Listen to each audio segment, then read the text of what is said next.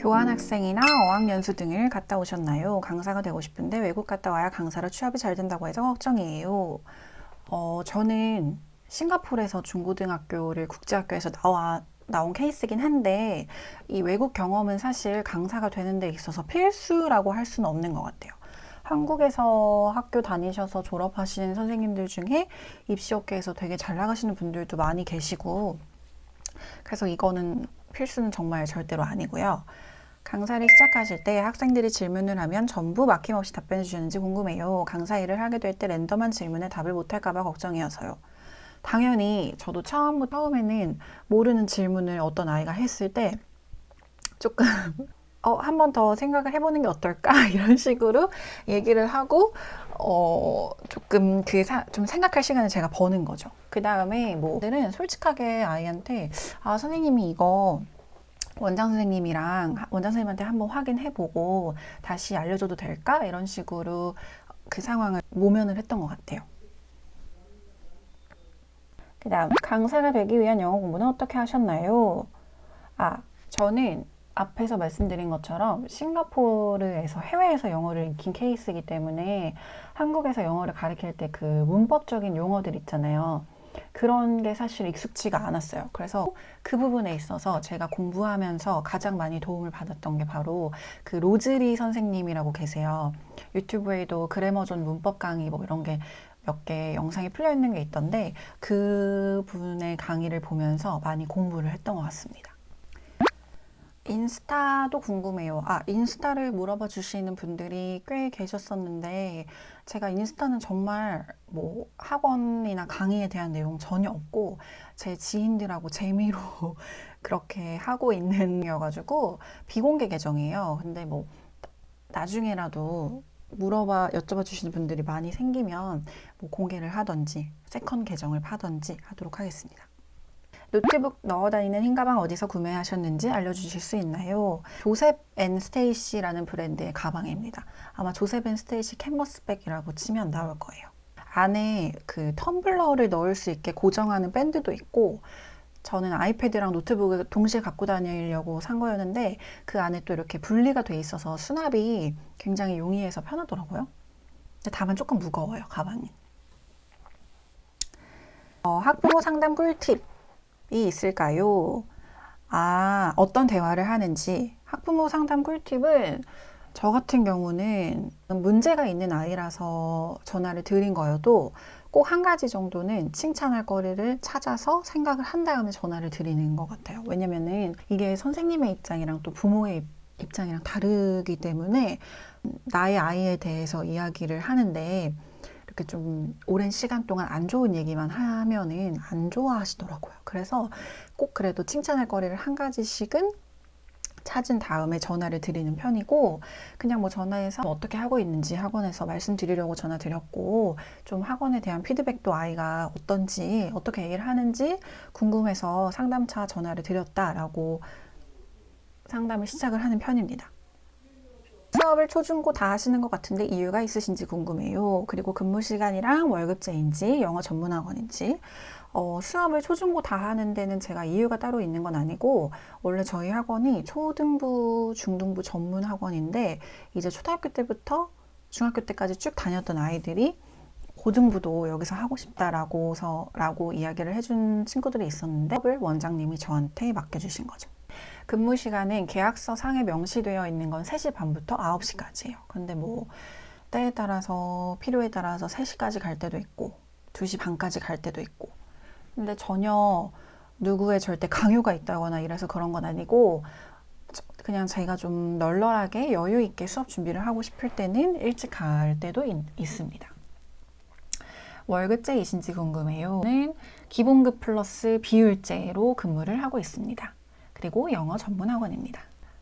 수업 준비는 어떻게 준비하시고 보통 얼마나 걸리시나요? 이거는 반에 따라서도 다르고 그 교재에 따라서도 다르고 또 학생 성향도 저는 조금 고려를 해서 수업 준비를 하는 편이어가지고 시간이 얼마나 걸린다 이건 너무 다 달라서 뭐라고 콕 집어서 말씀드리기는 힘들 것 같고요. 네, 그렇습니다. 연봉이 맞는 건지, 하는 일에 비해 적은 건 아닌지, 연봉 협상할 때 어떻게 어필을 할지, 제 현 연봉에 대한 만족도, 어, 연봉 협상은 사실 모두한테 어려운 문제잖아요. 협상을 하실 때 우리나라는 또 겸손이 미덕이다 보니까 다 이렇게 좀 우물쭈물하면서 얘기를 하게 되잖아요.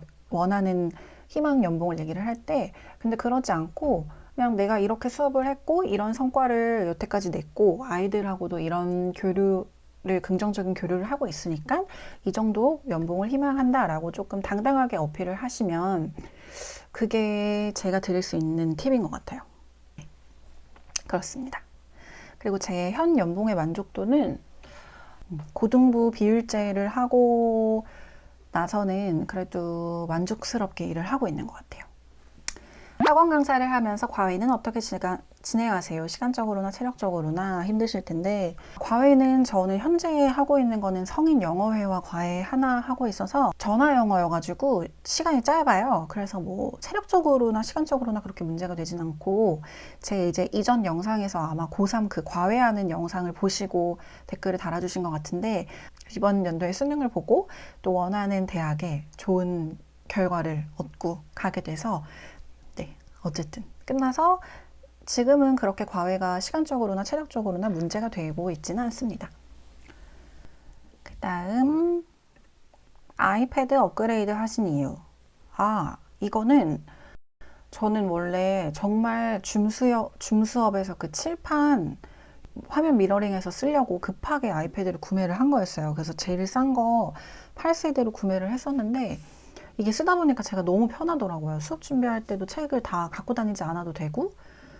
그래서 진짜 뽕 뽑았다라고 생각하고 있던 와중에 저희 학원에 어떤 학생이 아이패드 에어를 갖고 왔는데 써보니까 이 필기감이 너무 다른 거예요. 그래서 알겠다. 이거를 팔고 바꿔야겠다 해서 에어4를 사려고 마음을 먹었으나 아시잖아요. 뭐 에어4에서 5만 원을 더 더하면은 프로가 된다. 그런 프로를 사는 게 낫다 해서 결국에 프로를 사게 되었습니다.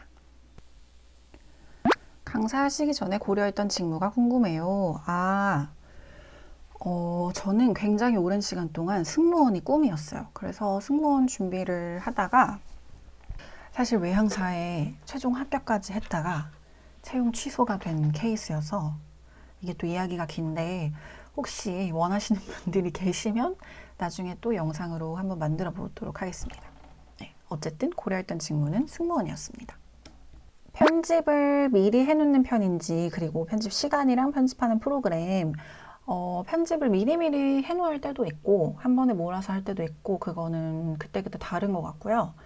편집하는 시간은 한 번에 몰아서 하면 그래도 반나절은 진짜 후딱 가는 것 같고 며칠에 걸쳐서 조금씩 할 때도 있고 편집하는 프로그램은 몇 개는 파이널 컷으로 편집을 했고 근데 아이패드 사고 나서는 거의 블로로 하는 편이에요.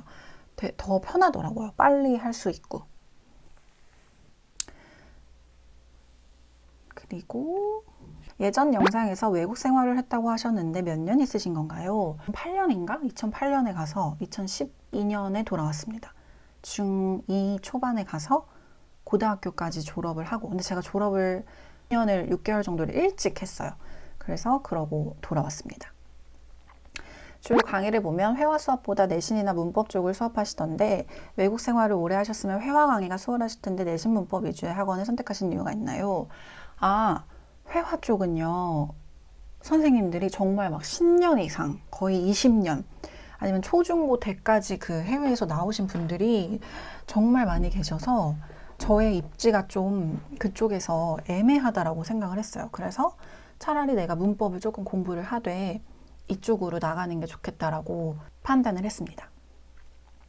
학원을 선택할 때 기준이 있는지 면접을 보는 순간부터 갑을관계가 형성이 되는 곳들이 있더라고요.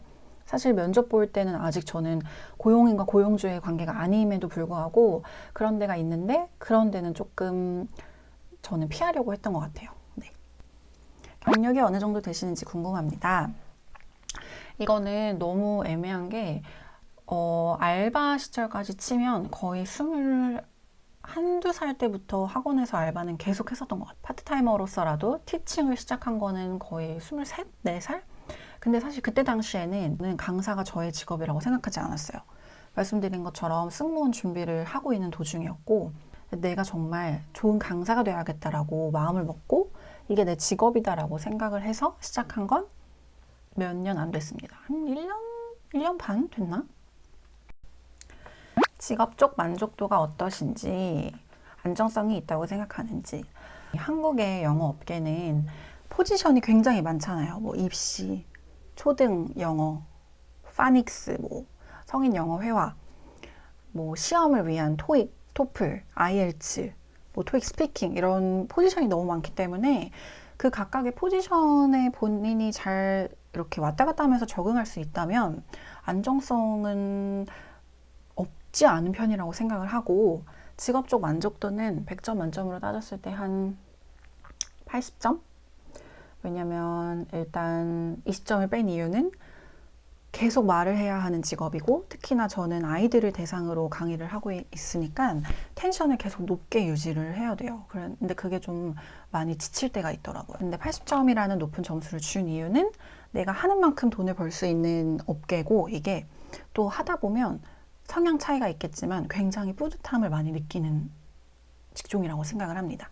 앞으로 이 일을 계속하고 싶으신지, 후에 학원을 차리실 계획도 있으신지, 뭐 사람 일이 어떻게 될지 모르지만 지금으로서는 그렇고요. 학원을 차리실 계획도 있습니다. 근데 저는 내 학원을 차리고 싶다, 원장이 되고 싶다 이게 아니라 나의 어떤 영어 브랜드를 만드는 게 저의 궁극적인 꿈이에요. 강사 일이 아닌 일반적인 사기업에 취업할 생각은 앞에서 말씀드린 것처럼 항공사에 지원을 했었었고, 외국계 기업도 한 번, 두 번 정도 면접 봤었는데 그 이외에 뭐 국내 대기업이라든지 딴 데는 전혀 지원을 해본 적이 또 없습니다. 직업적인 측면에서 몇 년 안에 내가 이루고 싶은 목표, 앞에서 말씀드린 것처럼 저는 30대 중반 전에는 저의 브랜드를 창업을 하고 싶어요. 네, 그래서 그렇습니다.